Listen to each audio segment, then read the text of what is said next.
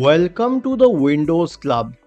If you wish to fix caps lock reversed in your Windows computer, then either read through this article on the website or simply watch this video. I will guide you through the resolutions. First of all, check if the shift key is stuck on your keyboard. To check this, you will have to keep clicking on the shift key again and again. This is because if the shift key is stuck, then the caps lock key will obviously be reversed. The next solution will be to run the Keyboard Troubleshooter. Right click on the Start button and select Settings. In the Settings window, go to the System tab on the list on the left hand side. In the right pane, scroll down and click on Troubleshoot. Then select Other Troubleshooters.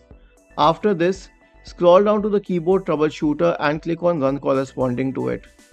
The next solution will be to update and reinstall your keyboard drivers. Press the Windows key and the R button together to open the Run window. In the Run window, type the command devmgmt.msc and hit Enter to open the Device Manager window.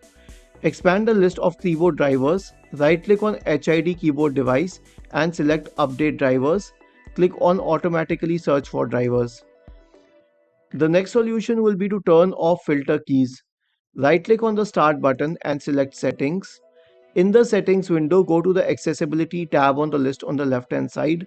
In the right pane, you will have to scroll down to Keyboard and click on it. If you find this option for filter keys, make sure that the switch is switched off. Lastly, if everything else fails, you can reset the keyboard settings to default. This has been explained over a separate article and video. Isn't this easy and interesting? If you have any doubts, please go to the original article on the Windows Club, scroll down to the comment section and write your query. We will surely answer to it. Do not forget to subscribe to the channel. Thank you for watching this video and have a nice day.